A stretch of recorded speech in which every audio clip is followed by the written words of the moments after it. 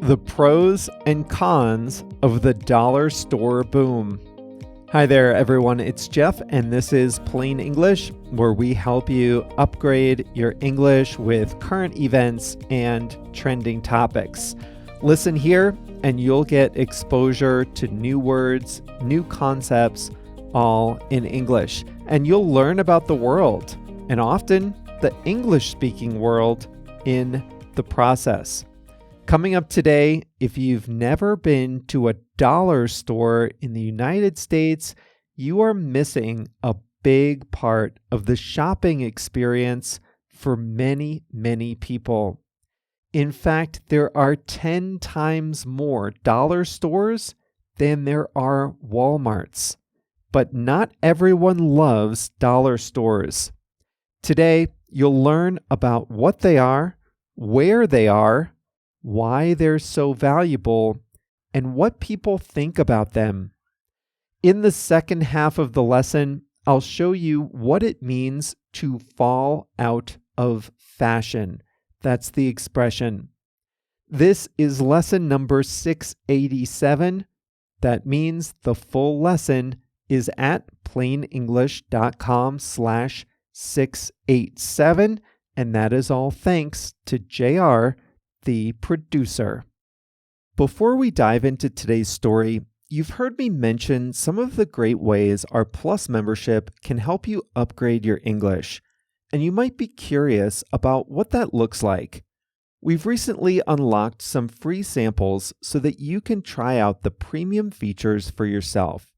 Even if you don't join, you'll still learn something from the sample lessons. Sound good? Look for the link that says free samples at the top of plainenglish.com. I've also put a direct link to the samples at the bottom of the show notes of this episode. Now, we're ready to start today's story.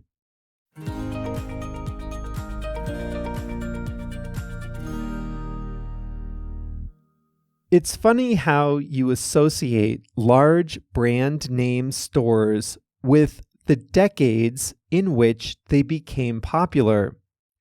In the United States, people might think of Woolworths in the 1950s, Sears in the 1970s, and Walmart in the early 2000s. What would that store brand be in the 2010s and 2020s? It might surprise you, but many Americans would associate these years with dollar stores. The three big brands in the US are Dollar General, Dollar Tree, and Family Dollar. Dollar stores have an interesting history. They started as novelties. Small mom and pop stores would acquire an eclectic variety of merchandise. They'd buy in bulk at liquidation sales. They'd get food that was about to expire, clothes that had fallen out of fashion, or packages that were dented or damaged. Then they'd get the cheapest building in town and sell everything for a low price. Every item in the store cost just $1. That's how they got their name, dollar stores. The concept was popular with shoppers. It was as much entertainment as it was shopping. Bargain hunters sifted through piles of merchandise, hoping to find a good deal.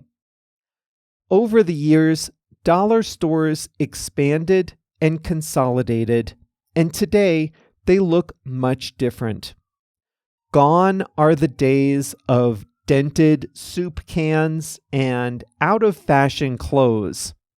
Now, you're likely to find a wide variety of merchandise, from packaged food to cleaning supplies, to pet food, to basic hardware, to, yes, clothing.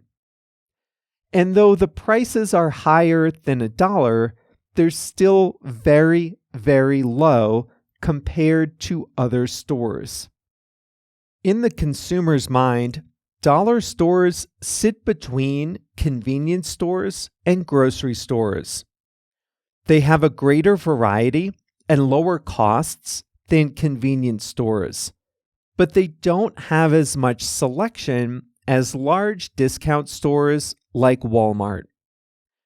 There are dollar stores in urban, suburban, and rural areas, and the dollar store experience is a little different in each place. In wealthier suburban areas, dollar stores are about convenience and bargain hunting. This is where you might go to get party supplies. In urban areas, dollar stores like to be within walking distance of their customers, many of whom don't have cars. But dollar stores are most associated with rural areas. Dollar General is the largest chain of dollar stores in the U.S. They are the ones you find in small town America. The chain says that 75% of its stores are in towns with fewer than 20,000 residents. Many towns have lost their local or national grocery stores, if they ever even had one. And in the most remote areas, the nearest Walmart or supermarket might be an hour away or more. Even if Walmart is only 30 minutes away, not everyone can spare the time or gas money to get there on a regular basis. Dollar General thrives in these rural areas. They pop up close to where people live, especially when there aren't many other options nearby. Here's a number that will shock you. There are about 50,000 dollar stores in the United States. That's 10 times more stores than Walmart has. Think of every McDonald's in the United States. Think of every Starbucks. Add them together, and that's still not as many locations as dollar stores. But for all their popularity, not everyone likes dollar stores. When dollar stores open, other local businesses find it hard to compete. Critics say that dollar stores perpetuate something called food deserts, areas in which there's little or no fresh, healthy food available. Dollar stores do have food, but it's usually frozen meals and high-calorie packaged food with little nutritional value. When they open, they can squeeze out locally owned stores that might carry more fresh food. There are also areas where there are several dollar stores along a single highway. In some places, it seems like the only shopping option available is these discount stores. There are also safety concerns. Dollar stores keep prices low by keeping their own costs low. That means they usually have fewer employees in the store, sometimes just a single person late at night. And they don't spend as much on security cameras, lighting, and store maintenance. All that means they can be magnets for crime. Some locations lose a lot of money to theft. Dollar store shootings are not uncommon.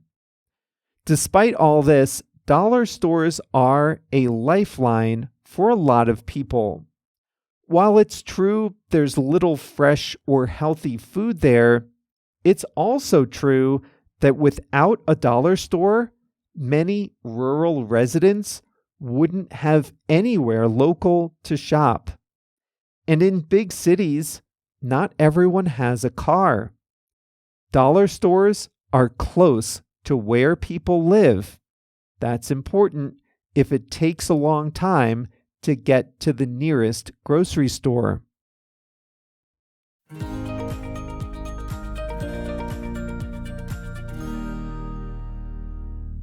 When I think of a Dollar General, I think of a quiet town, a quiet highway, not much else open. The store is a plain box, just a cheap rectangular building with a yellow sign on the front. Go to plainenglish.com/687 and you'll see a picture of a very typical Dollar General. When I think of Family Dollar, I think of a strip mall in a city or a suburb. Actually, I used to live down the street from a Family Dollar, and I would go there when I ran out of dishwashing detergent or something. The in-store experience was not great. It was never clean. Stuff wasn't in the right place. It just looked run down and dirty. Shelves were sometimes empty, sometimes overflowing, but it was cheap and it was right there. And that's the value proposition in a nutshell.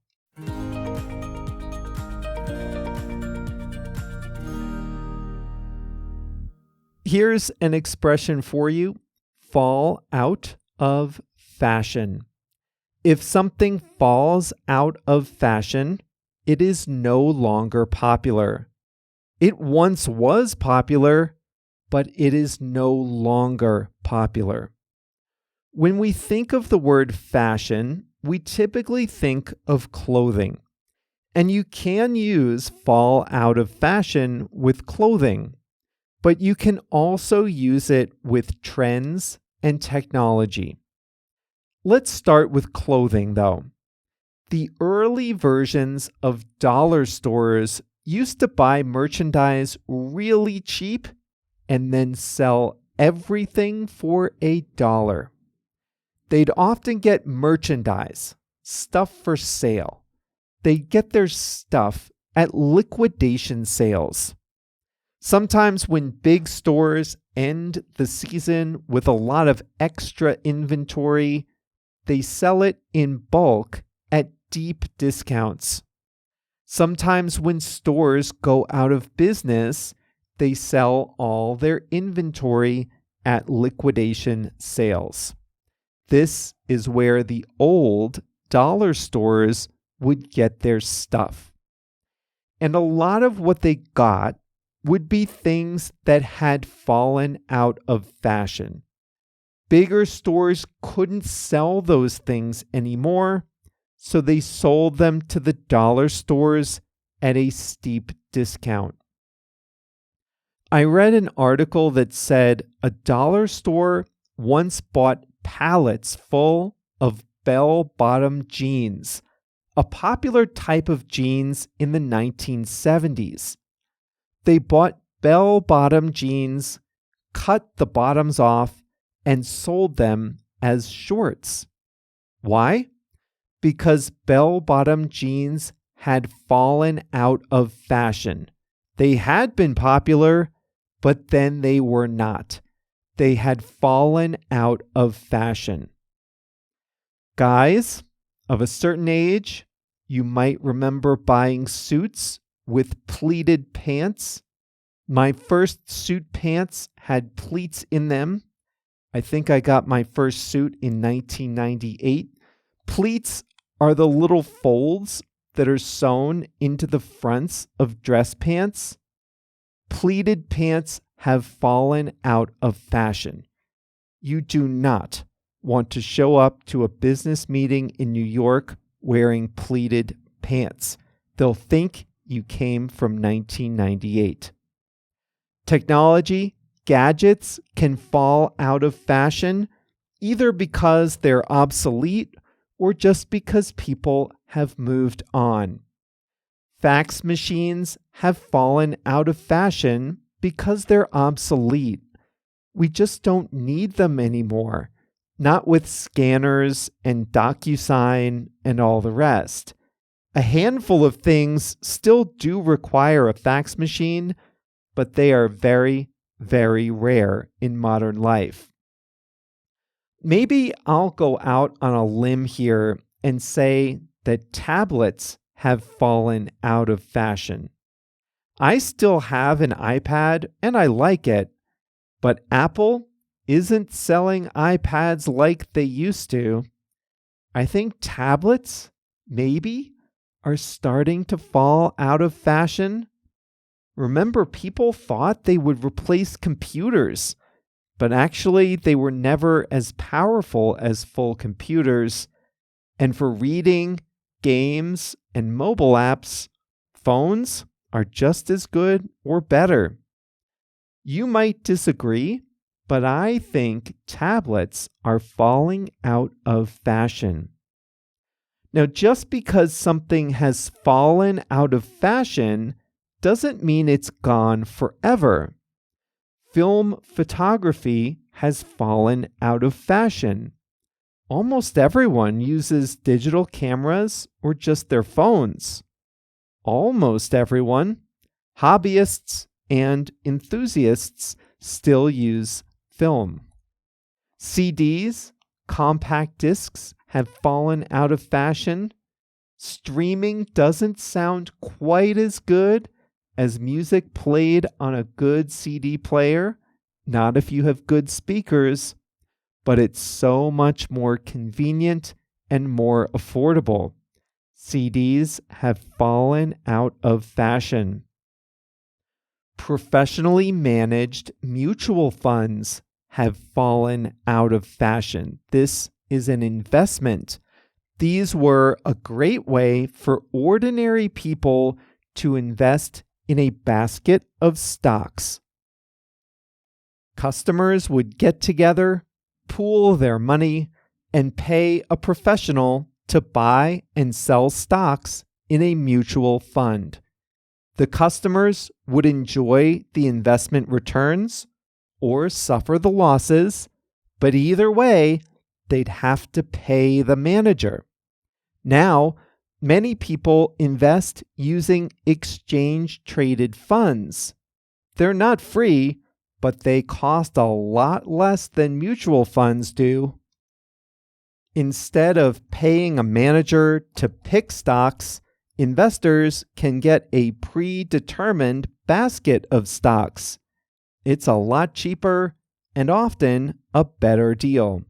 So the old professionally managed, actively managed mutual funds have fallen out of fashion. They're still around. You can buy into them today, but they've fallen out of fashion. And that brings us to the end of today's lesson. This was number 687. So remember to check out the full lesson resources at plainenglish.com/687. Next Monday is July 1st. We'll start our summer series on Monday. During July and August, the stories will be about American life and culture. Just a little bit of a different vibe for the summer months. Then we'll be back to current events and trending topics in September. The first summer episodes are about East Coast living versus West Coast living. Those will be next week's episodes, and you can decide for yourself if you'd be happier in the East or in the West of the United States. That's Monday. For now, remember that this full lesson is available at plainenglish.com/687.